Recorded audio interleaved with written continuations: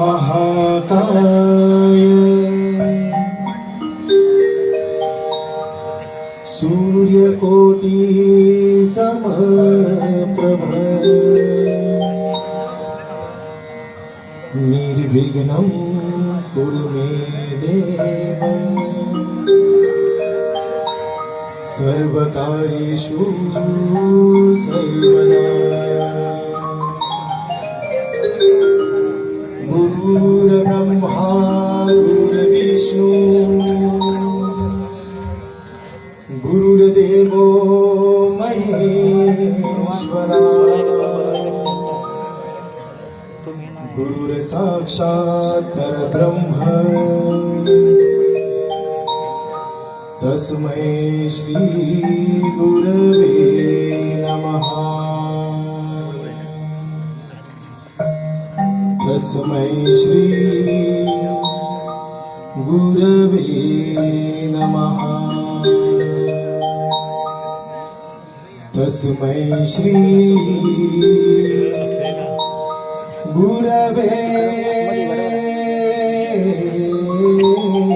नमः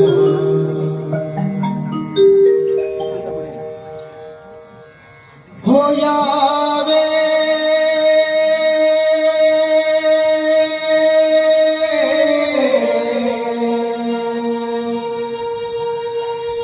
हो यावे गजवदनायावे दादा देऊन एकच आहे एक नाही हो यावे गजवदनायावे हो या रंगमंची रंगावे या रंगमंची रंगावे या रंगमंची रंगावे हो यावे गजवदनायावे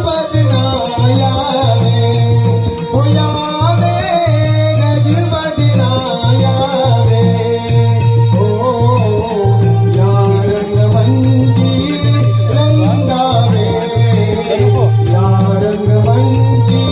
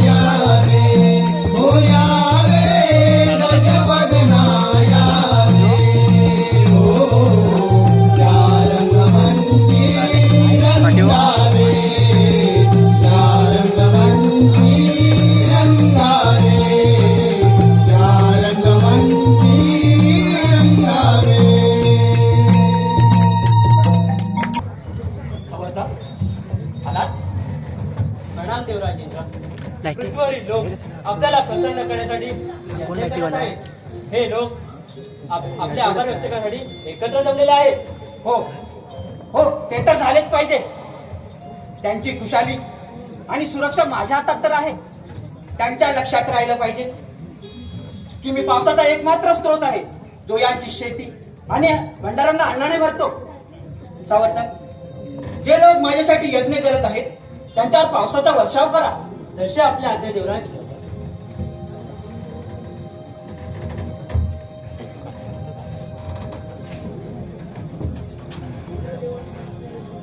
इंद्रदेवांचा विजय असो, इंद्रदेवांचा विजय असो. देवराज देवराज पृथ्वीवर येणारा आवाज ऐका देवराज. खरोखर तुम्ही सगळ्यात शक्तिशाली आहात. स्वर्गाचा देव देवराज इंद्र आहे. मी इंद्र. देवराज इंद्र, तू तुझ्या मर्यादा विसरतो आहे. तू तुझ्या कर्तव्याचे पालन करत आहेस आणि भगवान विष्णूंचा आदेश मारून पूर्ण करत आहेस. हे मात्र विसरू नकोस. मी कुणाचाही आदेश मानत नाही. मी माझ्या मनाला वाटेल तेच करणार. देवराज इंद्र, मी तुला गुरु समान आहे. तुला तुला कीर्ती आणि यशाचा गर्व झाला आहे. तुला एक सल्ला देतो. आताच बनावर ये, नाहीतर तुझा हा गर्व एक दिवस तुलाच नष्ट करणार आहे.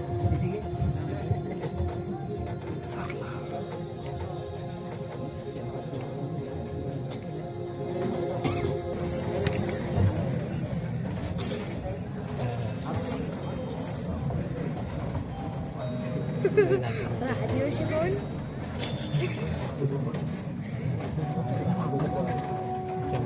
जायचं आहे डोंगर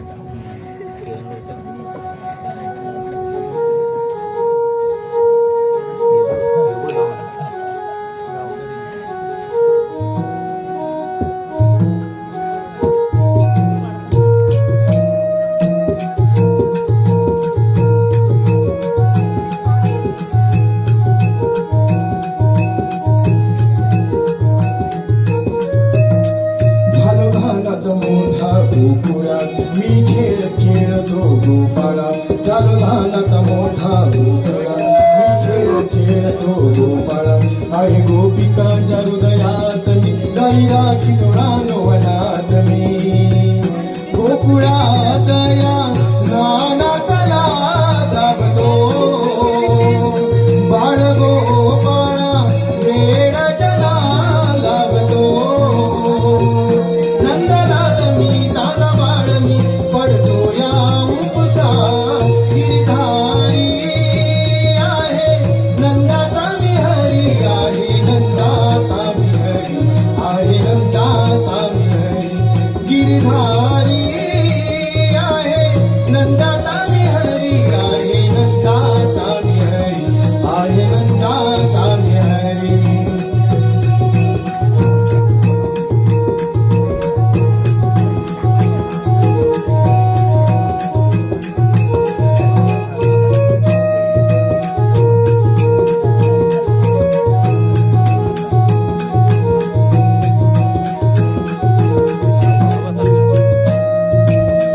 यशोदेचा बाळ निघाला, साऱ्यांचा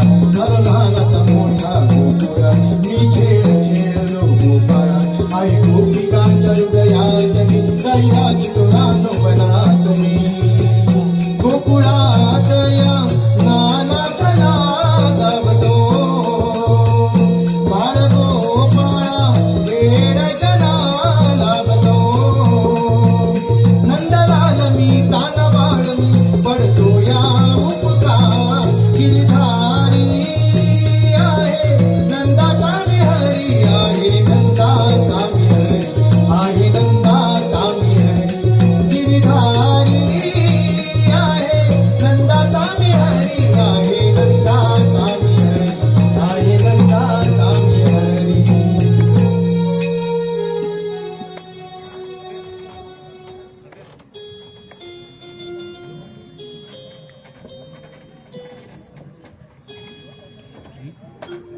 मामा, तुम्ही इंद्रदेवांसाठी यज्ञ का करता? अरे कान्हा, आपल्याला इंद्रदेवाला प्रसन्न करण्यासाठी दरवर्षी ही पूजा करावी लागते. त्यामुळे इंद्रदेव प्रसन्न होऊन आपल्याला पाऊस देतात. हा म्हणजे असंच ना, तसं आपण प्रत्येक वर्षी पाऊस मामाला कर द्यावं लागतं. नाही रे बाळानो, तसं नाही. इंद्रदेव कंसाप्रमाणे वाईट नाही. हे तर स्वर्गातील सर्व देवांचे राज्य आहे. देवराज इंद्र वारा पाणी हे आपल्या जीवन जगण्यासाठी आवश्यक आहेत ना. त्यासाठी आपल्या दरवर्षी त्यांची पूजा करावी लागते. पण बाबा, ते तर त्यांचं कर्तव्य आहे. ते भगवान विष्णूच्या आदेशाचे पालन करत आहे, हो ना? हे बघ कृष्णा, ही खूप जुनी परंपरा आहे. ती आपल्या असा बंद करता येणार नाही. मग आपण धरणी मातेची पूजा का नाही करत? ती तर आपल्याला सर्व काही देते. तसंच सूर्यदेवाची, ज्यामुळे प्रकाश व जीवन मिळतं, आणि यमुना नदीची सुद्धा. कान्हा, तुझं म्हणणं बरोबर आहे. परंतु ही पिढ्यानपिढ्या चालत आलेली परंपरा अशी अचानक आपण नाही बंद करू शकत. मग आपण डोळे बंद करून या प्रथा असंच मानत राहायचं का? ते तर भगवान विष्णू आहे, जे इंद्रदेव आणि इतर देवतांना शक्ती देतात. कृष्णाचं बोलणं अगदी बरोबर आहे. सारे देवगण भगवान विष्णूच्या आदेशानुसार काम करत असतात. आणि तसंही वेदांमध्ये सुद्धा इंद्रदेवासाठी वेगळं यज्ञ करण्याचं कोणतंही विधान नाही. आपण गवळी आहोत. आपली संपत्ती आपल्या गायी आहेत आणि त्या आपलं निवारा करण्यासाठी अवलंबून करतात त्या या गोवर्धन पर्वतावरती. आपण आपल्या सगळ्या गोष्टींसाठी गोवर्धन पर्वतावरती अवलंबून आहोत. त्यामुळे मला असं वाटतं की आपण गोवर्धन पर्वताची पूजा केली पाहिजे, इंद्रदेवांची नाही. माझ्या प्रिय वृंदावनवासियांनो, आपण गोवर्धन पर्वताचे मनापासून आभार मानले पाहिजे. तुम्ही स्वतः बघा, गोवर्धन पर्वताचे चमत्कार, जे वृंदावनचे जीवन आहे. याच पर्वताखाली आपल्या गायी गवत चारतात आणि त्यामुळे गोड दूध मिळतं. यातून निघणारे पाण्याचे झरे ही आपली तहान भागवतात. याच जमिनीवर आपली शेती होते. याचाच लाकडांपासून बनलेलं घर आपल्याला सुरक्षित ठेवतात. मित्रांनो, आपले जीवन हे इंद्रदेवांवरती नव्हे, तर ते पूर्णपणे गोवर्धन पर्वतावरती अवलंबून आहे. वा वा, खूपच छान कृष्णा, अगदी योग्य बोला. आयुष्यमान भव. कानाचं म्हणणं खरोखर आहे. आपल्याला इंद्रदेवाची नव्हे तर या गोवर्धनाची पूजा केली पाहिजे. तर मंडळीनो, सर्वांनी आपला नैवेद्य आणि प्रसाद तिकडे गोवर्धनाकडे घेऊन चला.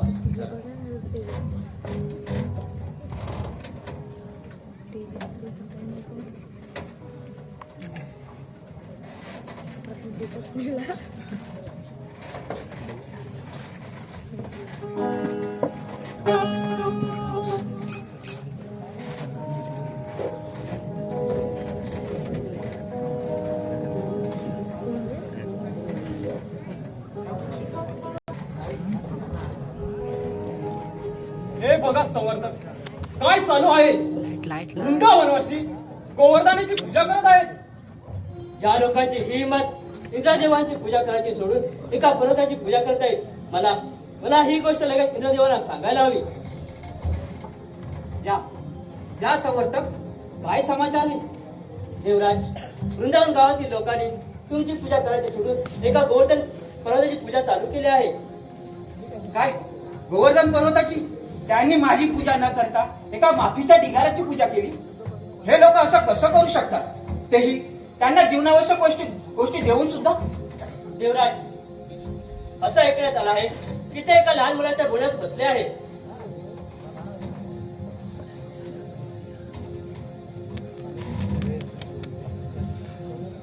अरे यार ठीक आहे.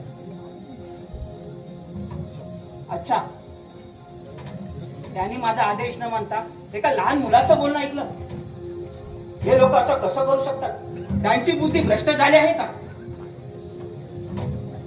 सावत्र, तुम्ही वृंदावनात जा आणि गोवर्धन पूजा रोखण्यासाठी अडथळे निर्माण करा. गोवर्धन सोहळा हा झाला नाही पाहिजे आणि वृंदावनवासी यांना त्यांच्या दुष्कर्माची शिक्षा द्या. जशी आपल्या आज्ञा देवराज. येतो आम्ही.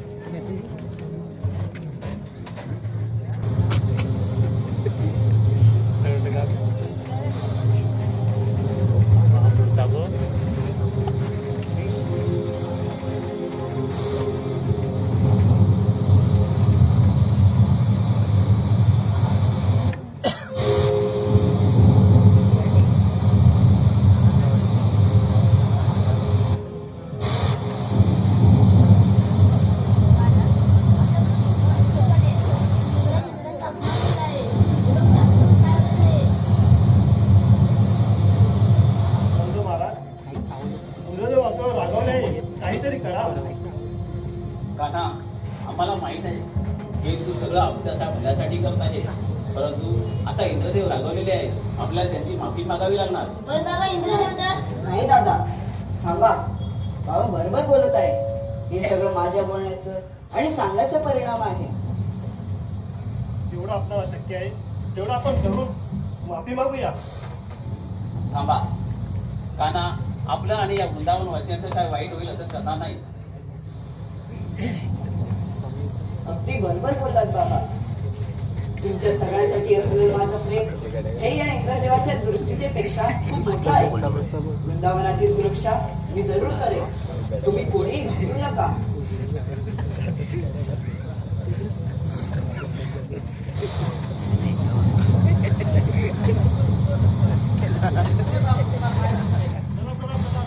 चला, मदत करा.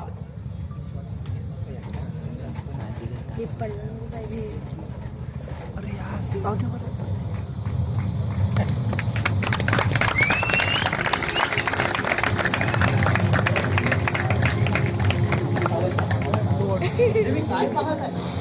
हा कोणी लहान बालक? हा कोणी साधारण? हा तर तुझा उभा तर नाही ना रे.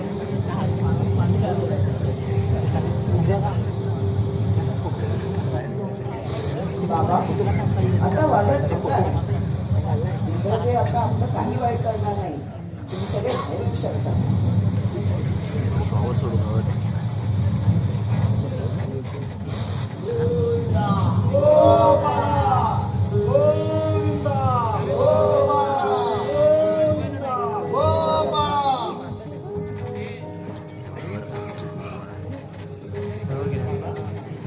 आम्ही तुझे आभारी आहे.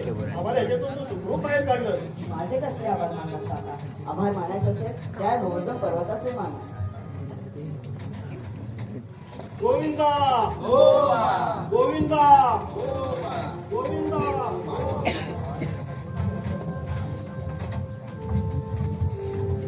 आला देवराज इंद्र, मी बघितलं तुम्ही माझ्यावर किती प्रेम करतात. नाहीतर एवढा विरोध करत असताना देखील मला भेटायला आला नसता. हो देव, विरोध तर मी केला आहे. मी माझ्या अहंकारामध्ये मूर्खासारखा वागलो. विसरलो होतो की सारी शक्ती ही तुमच्याकडून मिळते. मला क्षमा करा श्रीहरी, मला क्षमा करा. देवराज, तुम्हाला तुमच्या शक्तीचा खूप गर्व झाला होता आणि त्या चुकीची जाणीव करून देणे हे गरजेचे होते.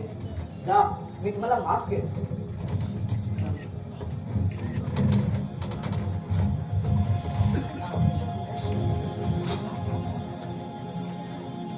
कान्हा, एक संकट टळलं, पण कान्हा, एक संकट टळलं, पण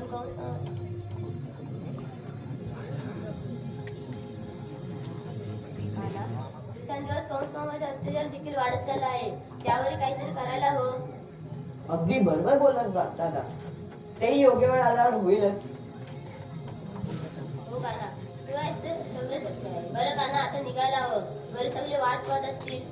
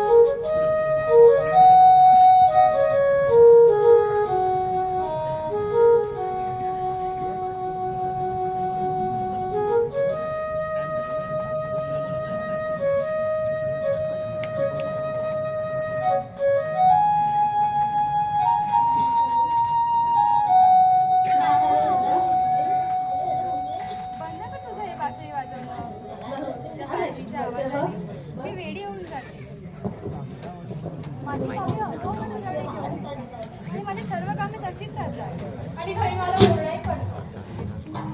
पण राधे, मी तर तुझ्यासाठी बासरी वाजवतच नव्हतो. मी माझ्या सवंगड्यांना काही वासऱ्यांना एकत्रित करण्यासाठी वाजवत होतो. हो हो बरोबर. आता तू माझ्यासाठी का बासरी वाजवते ना? तुला तर बाकीचे सर्व सगळे प्रिय झाले असतील.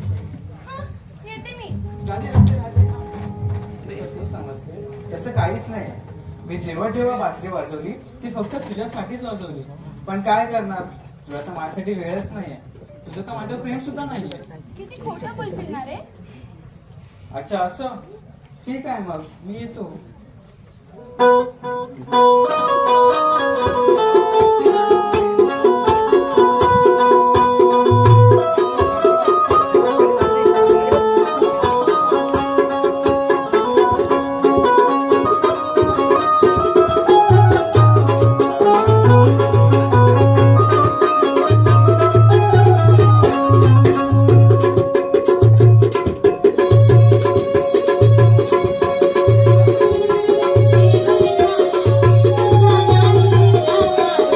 देव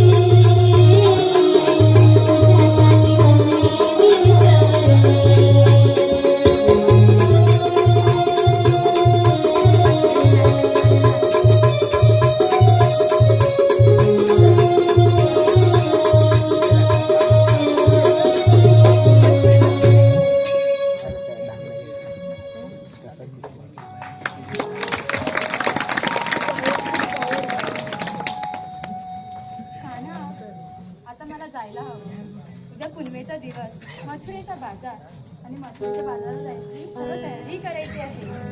आता येते आम्ही. बरं ठीक आहे राजे.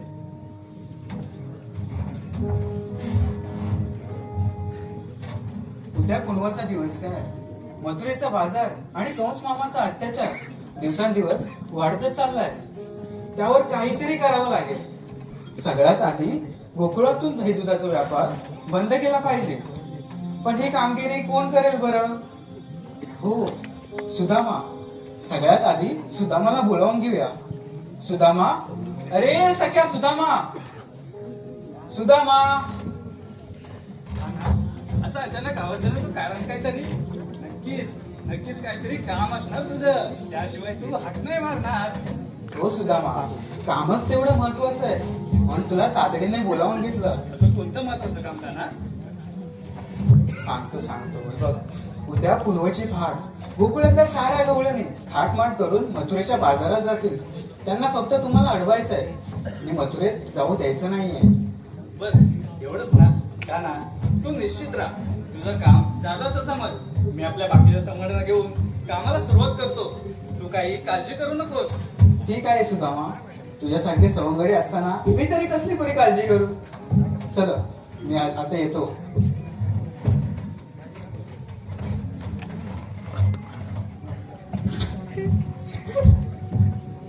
माझ्यासोबतच्या पेंद्या, वाकड्या आणि बोबड्याला बोलावून घ्याव्या. पेंद्या, अरे पेंद्या, वाकड्या, अरे बोबड्या. अरे गेलं तर वाकड्या बोबड्या, वाकड्या बोबड्या, वचन दिलंय मी देवाला.